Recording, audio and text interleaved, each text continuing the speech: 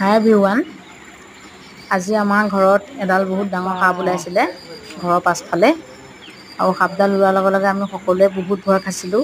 একো নকয় ন? আৰু যিহেতু শাওণ মাহ, সাপ মানে মাৰিব নাপায় বা এনেও জীৱ হত্যা কৰিব আইও নাপায়। কৃষ্ণ কেনেকে একেবাৰে দৌৰি আছে। নোৱাৰাতহে যিহেতু মাৰা হয়।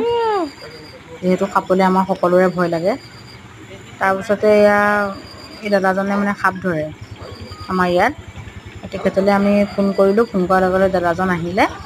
অহাৰ পিছতে এয়া চাওকচোন সাপডাল কেনেকৈ ধৰিছে দেখিছেনে? লগত আৰু এজন ভাইটি লৈ আহিছে। তাৰপিছত এই সাপডাল ধৰিলে, ধৰি পেলাই এয়া বাকচত ভৰাই পেলাই তেখেতে লৈ গৈছে। আৰু নিয়াৰ পিছতেহে উঠিব লাগিব ভয় পাই। কমিছে।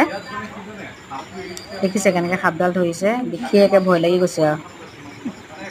বেছি ইমান বিষাক্ত সাপ নহয় বুলি কৈছে বাৰু। এয়া তেখেতে সাপডাল ধৰি পেলাই এয়া লৈ গৈছে। আজিলৈ আহিছোঁ দেই, বাই।